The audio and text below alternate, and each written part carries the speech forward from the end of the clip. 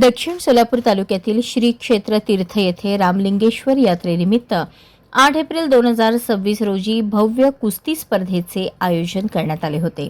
यात्रा पंच कमिटीच्या वतीने आयोजित या स्पर्धेला परिसरातील कुस्तीप्रेमींनी मोठ्या संख्येने उपस्थिती लावली।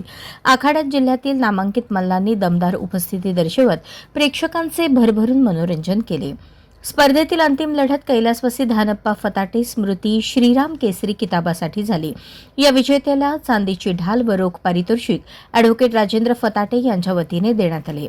बापू बनसोडे मोहोळ आणि राहुल नाईकवाडे यांच्यात रंगलेली ही लढत 15 मिनिटे चालूनही निकाल लागला नाही। त्यामुळे पंचांनी कुस्ती बरोबरीत घोषित करत पारितोषिक विभागून दिले। या स्पर्धेतील विशेष आकर्षण ठरले ते गौडगावचे पायाने अपंग मल्ल शंकर पुजारी। त्यांनी अवघ्या 4 मिनिटात हंजगी येथील बलाढ्य मल्ल कोळेकर याला पराभूत करत उपस्थितांची वाहवा मिळवली। स्पर्धेच्या यशस्वी आयोजनासाठी पंच काशीनाथ बिराजदार, कलशेट्टी, कुंभार, इलाई मुल्ला, विठ्ठल चितळे यांच्यासह ग्रामस्थांनी मोठे परिश्रम घेतले। तीर तालुका दक्षिण सोलापूर येथे सालाबादाप्रमाणे यावर्षी मी श्री रामलिंगेश्वर यात्रा भरवण्यात येते। यात्रा हा 3 दिवसाचा असतो।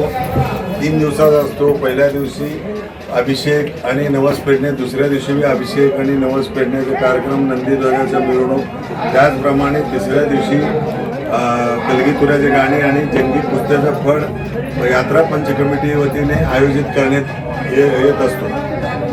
सदर ग्रामीण भागातील पैलवानांना प्रोत्साहन मिळण्यासाठी त्या पंच कमिटीने कुस्तीचे आयोजन केलेलं असतो। त्या कुस्तीमध्ये शेवटचा कुस्ती हा कैलासवासी धानप्पा रेवण सिद्धप्पा फताटे स्मृती सेवाभावी संस्थेच्या वतीने रोख रक्कम, ढाल आणि श्रीराम केसरी किताब बहाल करण्यात येतं। यावर्षी गेल्या 20 वर्षापासून हा परंपरा चालू आहे। यावर्षी मोहोळ तालुक्यातील बापू बनसोडे पैलवान आणि दक्षिण सोलापूर हत्तूर येथील नाईकवाडी राहुल नाईकवाडी यांच्यात कुस्ती झाली।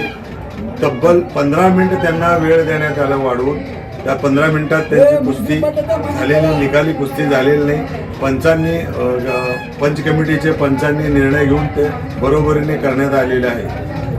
तसेच आम्ही सर्व सोलापूर जिल्ह्यातील पैलवानांना, मल्लांना मी आवाहन करू इच्छितो, दरवर्षी आमच्या रामलिंगेश्वर यात्रेत येऊन कुस्तीच्या फळात आयोजन असतो, त्यामध्ये सहभागी मोठ्या संख्येने व्हावा। त्याचप्रमाणे आम्ही सध्याच्या परिस्थिती बघून आम्ही रक्कमसुद्धा वाढवणार आहे यापुढे आणि आमच्या जत्रेला शोभा आणावी हे जुने।